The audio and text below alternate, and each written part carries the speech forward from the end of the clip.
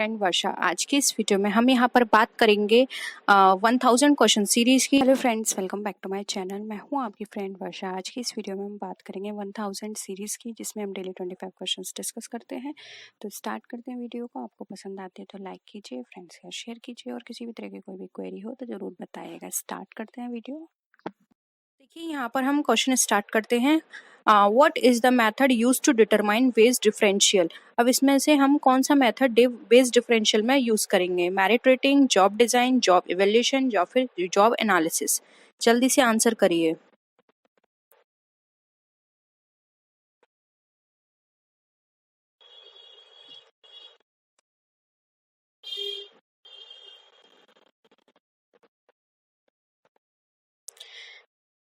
देखिए, right answer हो जाएगा ए, जो कि हमारा मेरिट रेटिंग।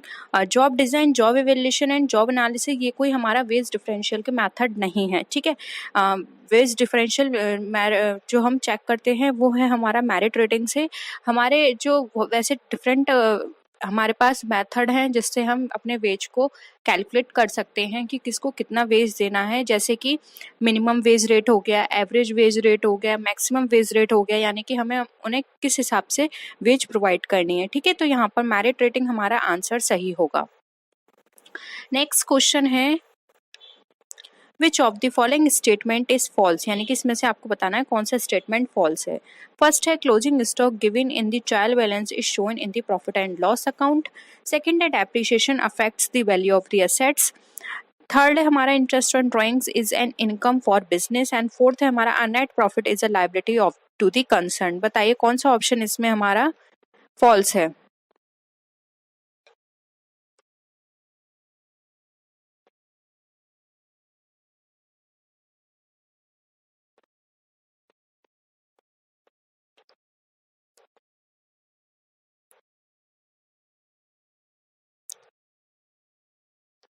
देखिए, फॉल्स की बात करें तो ऑप्शन ए यहाँ पे सही होगा। क्लोजिंग स्टॉक अगर हमारा ट्रायल बैलेंस में दिया होता है तो हम उसको यहाँ पर प्रॉफिट एंड लॉस में यहाँ पर नहीं दिखाते हैं। हम इस क्लोजिंग स्टॉक को कहाँ दिखाएंगे? ये हम दिखाएंगे डायरेक्ट बैलेंस शीट में। अगर हाँ ट्रायल बैलेंस के नीचे दिया होता तब हम इसको दोनों जगह दिखाते, एक हम दिखाते प्रॉफिट एंड लॉस अकाउंट में, दूसरा दिखाते हम बैलेंस शीट में। लेकिन यहाँ पर ये डायरेक्ट ट्रायल बैलेंस में दिया हुआ है, it means profit and loss में ये पहले से ही इंक्लूड है, इसलिए हम यहाँ पर इंक्लूड नहीं करेंगे, डायरेक्ट बैलेंस शीट में इसको शो कर देंगे, ठीक है। इसलिए ऑप्शन ए यहाँ पर हमारा करेक्ट है। नेक्स्ट है, अब देखिए यहाँ पर एक न्यूमेरिकल है, छोटी सी इक्वेशन है, यहाँ पर आपको करनी है। इस तरह के क्वेश्चंस भी पूछे जा सकते हैं, तो आप हर क्वेश्चन के लिए प्रिपेयर रहिए। 2020 का जो पेपर था, ये 2020 का क्वेश्चन है। इसमें थोड़े क्वेश्चंस हाई लेवल के कर दिए थे। अगर हम 2018, 17 या 19 की बात करें तो उसके कंपैरिजन में ये थोड़ा टफ था, थोड़ा सा। तो आपको हर तरह के क्वेश्चन डिस्कस करने हैं। मैंने आपको हर तरह के क्वेश्चंस डिस्कस कराती हैं, तो आपके पास एक्सक्यूज नहीं है कि ये क्वेश्चन हमने डिस्कस नहीं किया है, ठीक है। क्वेश्चन देखिए, if gross profit ratio is 25%, net profit ratio is 12%, and sales is ₹21,600, what is the value of the cost of goods sold. Cost of goods sold आपको बताना है, बताइए।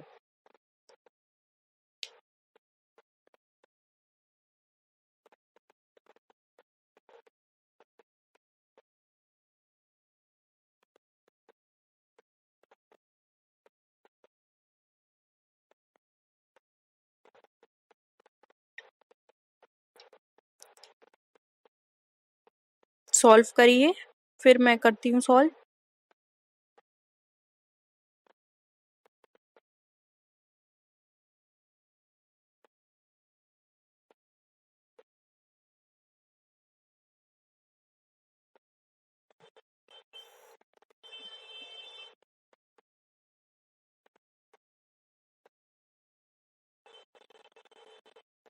आंसर निकल कर आया किसी का? देखिए, मैं करूं सॉल्व। देखिए, ग्रॉस प्रॉफिट रेशियो हमें कितना दे रखा है? 25%, ठीक है। और कॉस्ट ऑफ गुड्स सोल्ड हमारा यहाँ पर निकालना है। तो यानी कि अगर हम ये सोच के चलें कि हमारा जो टोटल प्रॉफिट है वो 100 है, ग्रॉस प्रॉफिट उसमें 25% है, तो ये इसमें माइनस करेंगे तो रिमेनिंग कितना बचा? 75%, यानी कि 75% क्या है? हमारी सेल है। अब 25% सेल है तो इसका आप निकाल लीजिए, कॉस्ट ऑफ गुड्स सोल्ड आपको कितना नहीं दे रखा है, यहाँ पर सेल्स दे रखी है, तो सेल है आपकी 21,600, आप इसमें 75% निकालिए इसका। अब 75 को 216 से मल्टीप्लाई करिए,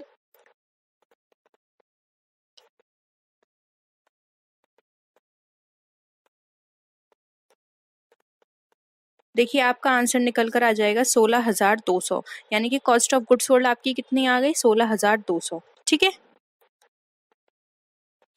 नेक्स्ट है Du Pont analysis relates to. अब ये ड्यू पॉइंट एनालिसिस जो है वो किससे रिलेटेड है, analysis of capital assets, analysis of profit, capital budgeting है, यानी कि या फिर फिक्स्ड असेट्स, किसकी एनालिसिस से रिलेटेड है।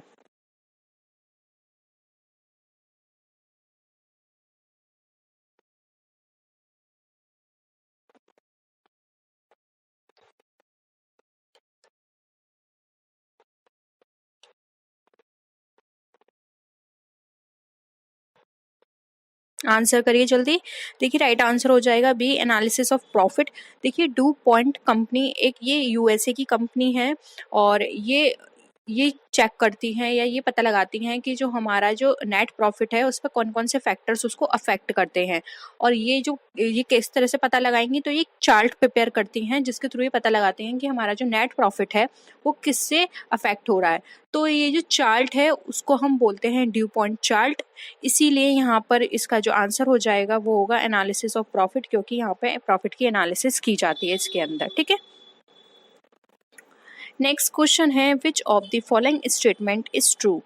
Financial statements are important source of information to shareholders and stakeholders. Return to equity and earning per share are one and the same thing.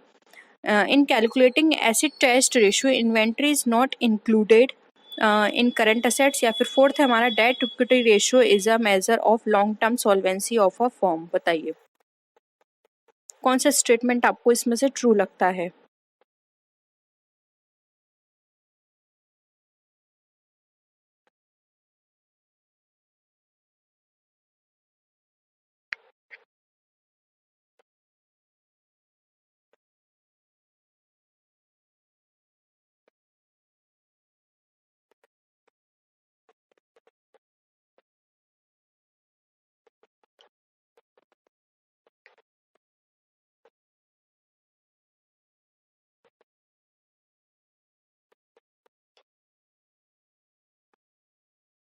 Answer करिए जल्दी।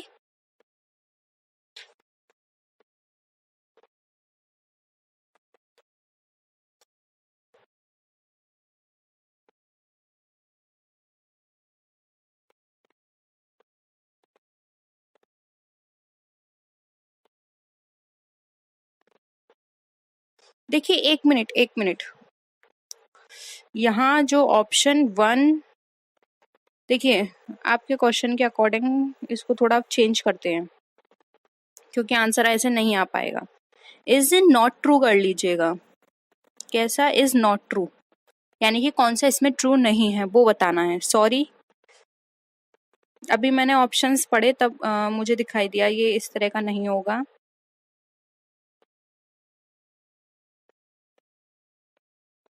अब बताइए आपको इसमें से बताना है कौन सा ट्रू नहीं है।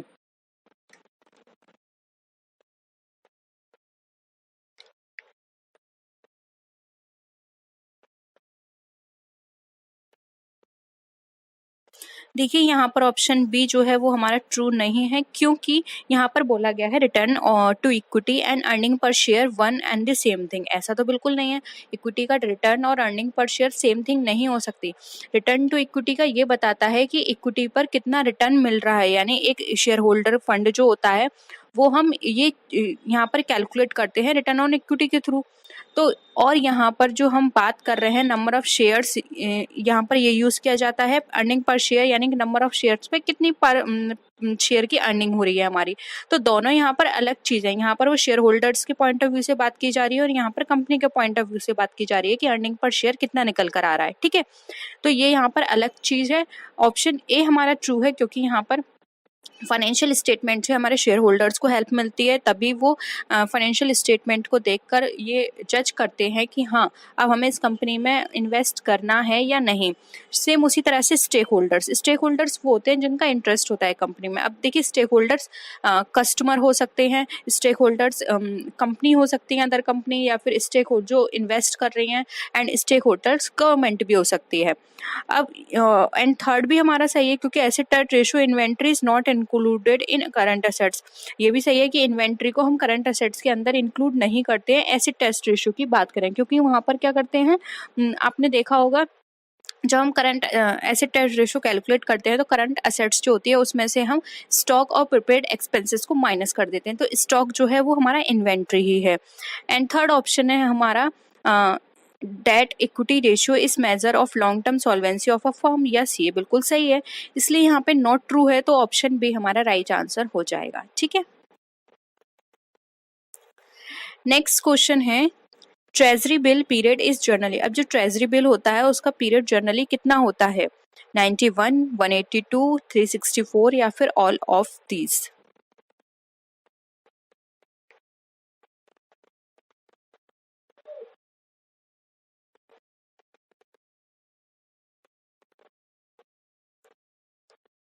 जल्दी से आंसर करिए, ये तो बहुत सिंपल है। देखिए ट्रेजरी बिल जो होता है वो लेस देन किसका होता है, लेस देन 1 ईयर, और इसमें लेस देन 1 ईयर ये भी है, ये भी है, ये भी है।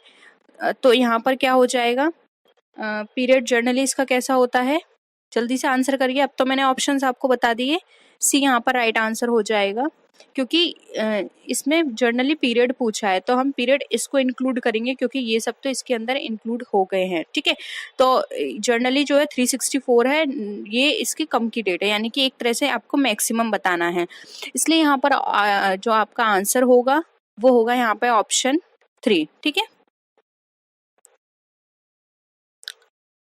नेक्स्ट है which one is not a money market, treasury bill, bill of exchange, commercial paper या फिर बॉन्ड।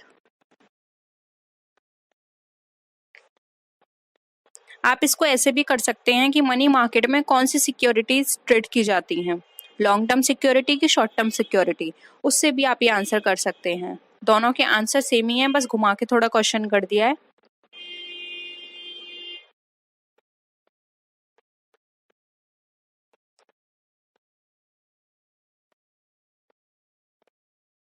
देखिए यहाँ पे नोट पूछा है तो treasury bill less than 1 year है और मनी मार्केट में शॉर्ट टर्म होता है तो ये तो कट गया। बिल ऑफ एक्सचेंज भी शॉर्ट टर्म है लेस देन 1 ईयर तो ये भी कट गया। Commercial paper again less than 1 year है तो ये भी कट गया, क्योंकि ये सब शॉर्ट टर्म वाले हैं और मनी मार्केट में शॉर्ट टर्म जाता है और इसमें नहीं पूछा है, तो ऑप्शन हो जाएगा बी बॉन्ड, क्योंकि ये जो बॉन्ड है वो मोर देन 1 ईयर है और इसका जो ट्रेड किया जाता है वो किस में किया जाता है, कैपिटल मार्केट में। ठीक है, किसमें, कैपिटल मार्केट में, तो ऑप्शन यहाँ पर आपका डी करेक्ट हो जाएगा। नेक्स्ट है when a right to purchase securities is given it is known as, यानी कि जब एक राइट दे दिया जाता है सिक्योरिटीज को परचेज करने का मार्केट में तो उसको क्या बोलते हैं, call option, put option, call and put option या फिर ऑल ऑफ दीज।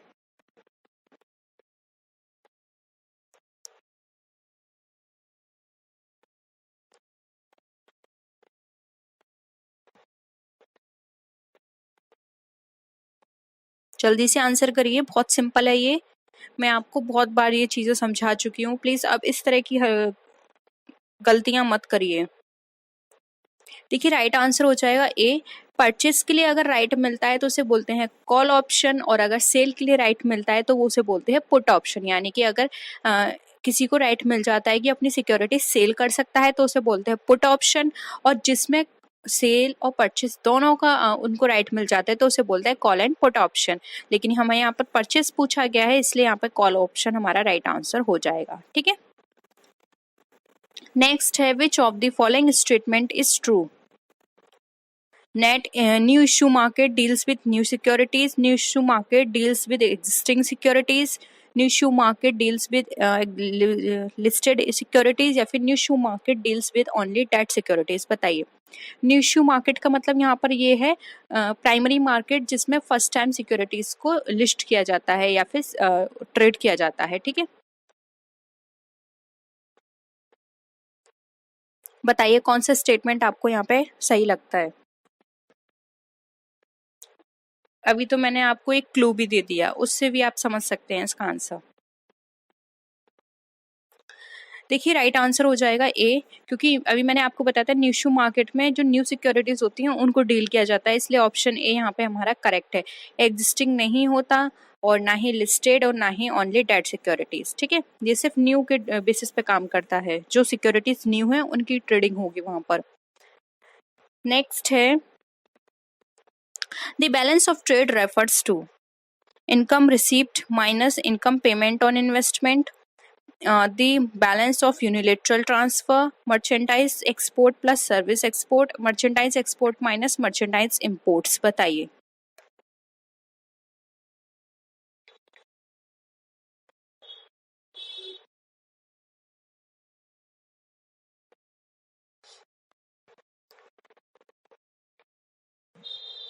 मर्चेंडाइज एक तरह से आप यहाँ पर व्यापार ले सकते हैं, ठीक है। अब आंसर करिए क्या होगा।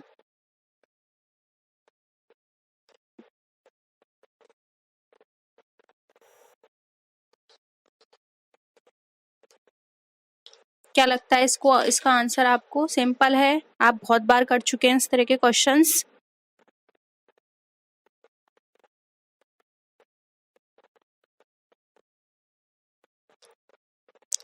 देखिए यहाँ पर जो इसका आंसर होगा वो डी होगा।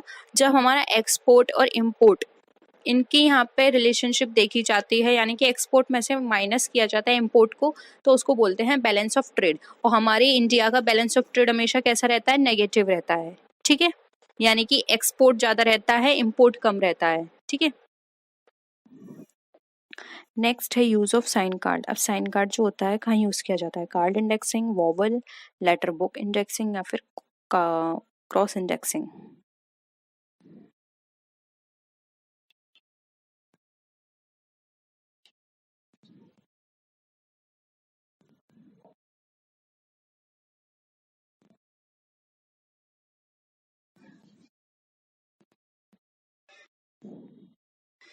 देखिए साइन कार्ड की बात करें तो कार्ड इंडेक्सिंग में होता है। कार्ड इंडेक्सिंग में 4 मटेरियल की जरूरत होती है और ये जो साइन कार्ड है कार्ड इंडेक्सिंग का ही एक पार्ट है, ठीक है। नेक्स्ट है letter book index is used. अब लेटर बुक जो है वो किस में यूज की जाती है, कोऑपरेटिव सोसाइटी में, लार्ज बिजनेस में, स्मॉल बिजनेस में या फिर ऑल ऑफ दी अबव में।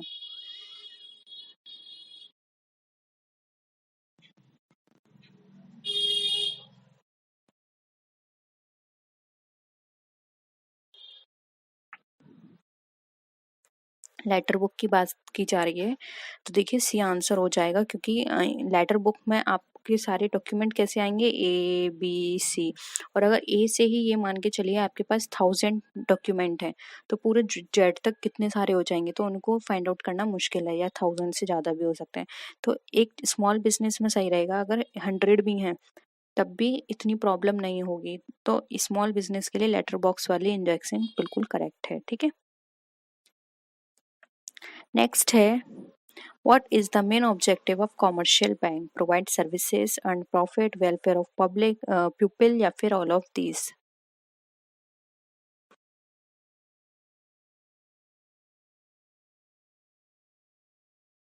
आंसर करिए। कॉमर्शियल बैंक का पूछा है यहाँ पर, कॉमर्शियल बैंक का क्या ऑब्जेक्टिव होता है।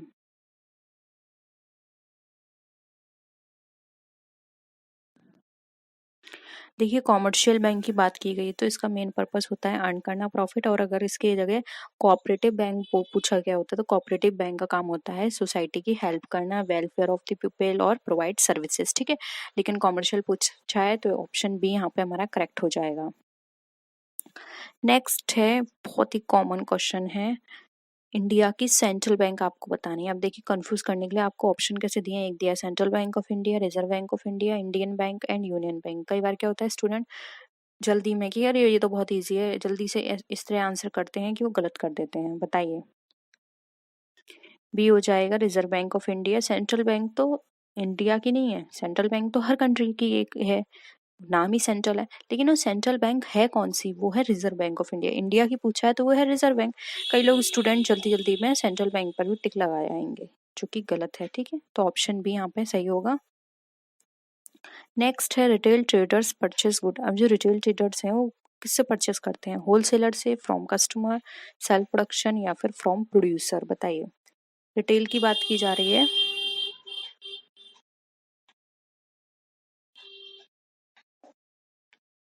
देखिए यहाँ पर इसका राइट आंसर हो जाएगा ए, होलसेलर। रिटेल होलसेलर्स खरीदते हैं। देखो ऐसी चेन होती है, प्रोड्यूसर, प्रोड्यूसर से खरीदेगा कौन, होलसेलर, होलसेलर से खरीदेगा रिटेलर, और रिटेलर से कौन खरीदेगा, कस्टमर। अब बीच में एजेंट भी आ सकते हैं, जैसे प्रोड्यूसर से होलसेलर में भी एजेंट आ गया, यहाँ एजेंट आ गया, यहाँ एजेंट आ गया। ये डिपेंड करता है, वैरायटी है इसमें, बहुत सारी फॉर्म्स हैं इनकी चेन की। ये एक सिंपल मैंने आपको ओवरऑल बता दी है। कई बार क्या होता है, डायरेक्ट प्रोड्यूसर से कस्टमर भी आ जाता है, बीच में एक एजेंट होगा, या फिर नहीं भी हो सकता, या फिर डायरेक्ट प्रोड्यूसर से रिटेलर भी आ सकता है। डिपेंड करता है किस जगह पर कौन सा प्रोडक्ट की बात की जा रही है। लेकिन यहाँ पर ए हो, पी से हमारा क्या हो जाएगा, डब्ल्यू, डब्ल्यू से आर, आर से सी, तो इसलिए यहाँ पे ऑप्शन ए हमारा करेक्ट है। नेक्स्ट है what is credit control, credit expansion, contraction of credit, expansion and contraction of current supply, currency supply, या फिर ऑल ऑफ दीज।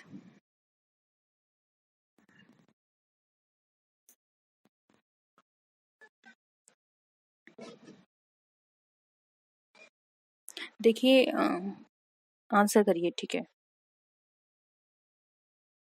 देखिए सी राइट आंसर होगा, क्योंकि यहाँ पे क्रेडिट की बात की जा रही है, तो क्रेडिट ना ज़्यादा हो ना कम हो, ये दोनों ही चीज़ें देखनी है कंट्रोल के अंदर, इसलिए एक्सपेंशन भी देखना है, ज़्यादा ना हो जाए, और कॉन्ट्रैक्शन भी देखना है, जिसको बोलते हैं संकुचन, ठीक है। नेक्स्ट है what is a price elasticity of demand for an essential product.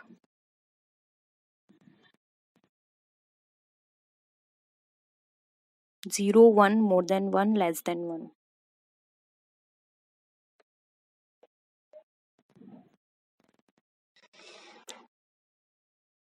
देखिए इसका राइट आंसर क्या होगा, ए, 0, क्योंकि देखिए साफ बोला है यहाँ पर इसेंशियल प्रोडक्ट, तो इसेंशियल प्रोडक्ट में कोई भी इफेक्ट नहीं पड़ेगा उसका प्राइस कितना भी हो, क्योंकि वो इसेंशियल है, हमें उसको परचेस करनी है। जैसे कि मेडिसिन, अब कितनी भी महंगी हो आपको परचेस करनी होगी।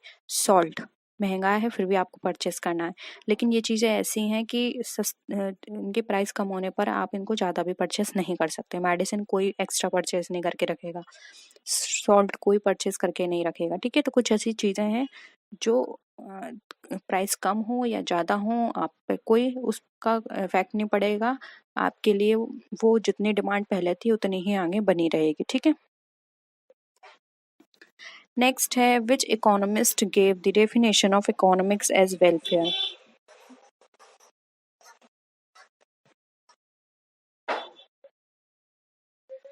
Robins, Adam Smith, Alfred Marshall, या फिर जेके मेहता।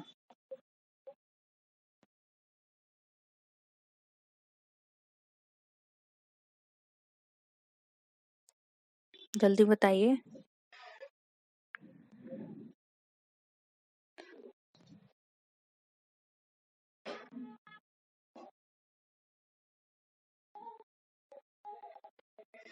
राइट आंसर क्या हो जाएगा, सी, जो कि है अल्फ्रेड मार्शल, ठीक है। नेक्स्ट है value of service to labour is wage, this statement is, किसका है ये statement, professor Gide, professor Marshall, professor Seligman, या फिर प्रोफेसर माल्थस।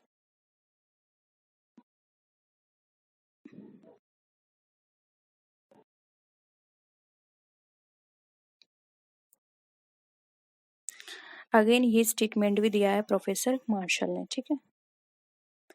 नेक्स्ट है labour is an dash means of production, कैसा है, एक्टिव, इनएक्टिव, डायनेमिक, या फिर नन ऑफ दिस।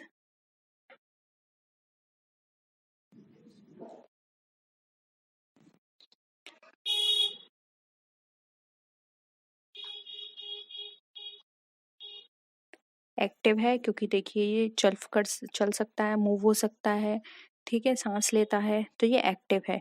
इनएक्टिव क्या हो जाती हैं? लैंड आपके लिए इनएक्टिव है, मशीन आपके लिए इनएक्टिव है, ठीक है। तो यहाँ पर ये क्या हो जाएगा? ए। नेक्स्ट है wages are the reward of which means of production. Wages किसको दी जाती है? लेबर को, रेंट को, बोथ ए एंड बी, या फिर none of these.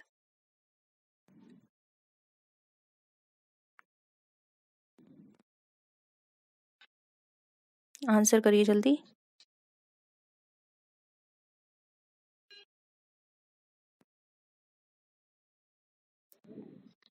Wages provide की जाती है लेबर को, तो ये इसका मीन्स ऑफ प्रोडक्शन है, ठीक है। नेक्स्ट है who of the following is traded in the capital market? Good share, foods, gold.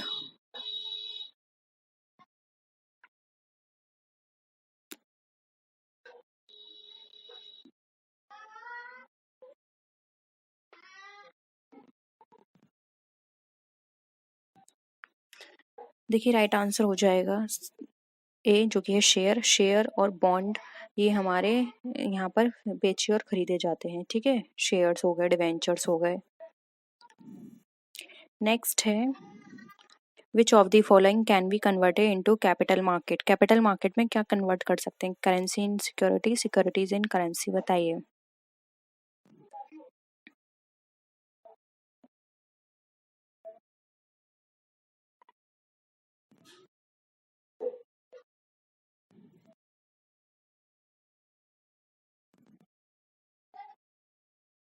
देखिए राइट आंसर हो जाएगा यहाँ पे सी, जो कि है both A and B. Currency को हम एक्सचेंज कर सकते हैं, कन्वर्ट कर सकते हैं सिक्योरिटी के अंदर, या फिर अगर हम चाहें तो अपनी सिक्योरिटीज को कन्वर्ट करा सकते हैं करेंसी के अंदर। दोनों ही हमें फैसिलिटियाँ दी होती हैं, ठीक है। नेक्स्ट है functions of capital market. Flow of capital, arrange capital, transfer of securities, या फिर ऑल ऑफ दी अबव।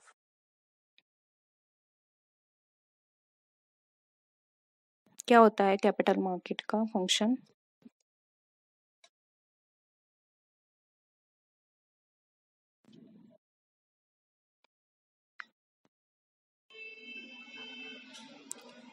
देखिए कैपिटल मार्केट में हम फ्लो भी कर सकते हैं, कैपिटल का अरेंज भी कर सकते हैं वहाँ से, क्योंकि कैपिटल क्रिएशन होता है हमारा, और ट्रांसफर ऑफ सिक्योरिटीज भी। इसलिए यहाँ पे ऑप्शन ए, हाँ, वो डी हमारा राइट आंसर हो जाएगा। नेक्स्ट है related to importance of capital market is. क्या होती है इम्पोर्टेंस?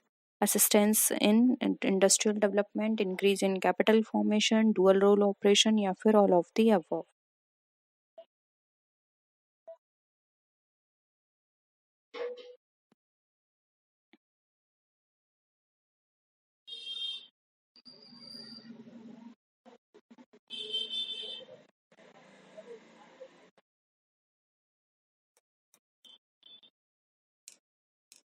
बताइए। देखिए डी राइट आंसर हो जाएगा। जो कैपिटल मार्केट है, डुअल रोल क्या होता है, जो अभी मैंने आपको बताया, करेंसी को हम कर सकते हैं किसमें? सिक्योरिटीज में, और सिक्योरिटीज को करेंसीज में। तो डुअल रोल ऑपरेशन हो गया, इंक्रीज इन कैपिटल फॉर्मेशन भी होता है, और असिस्टेंट करता है इंडस्ट्रियल डेवलपमेंट में, ठीक है। तो ऑप्शन डी यहाँ पे हमारा करेक्ट है। तो यही थे 25 क्वेश्चंस। होप यहाँ पर आपको सारे क्वेश्चंस क्लियर हैं। कोई भी डाउट हो तो बता सकते हैं। नेक्स्ट वीडियो में मिलते हैं और भी अच्छी वीडियोस के साथ। तब तक के लिए टेक केयर, बाय बाय।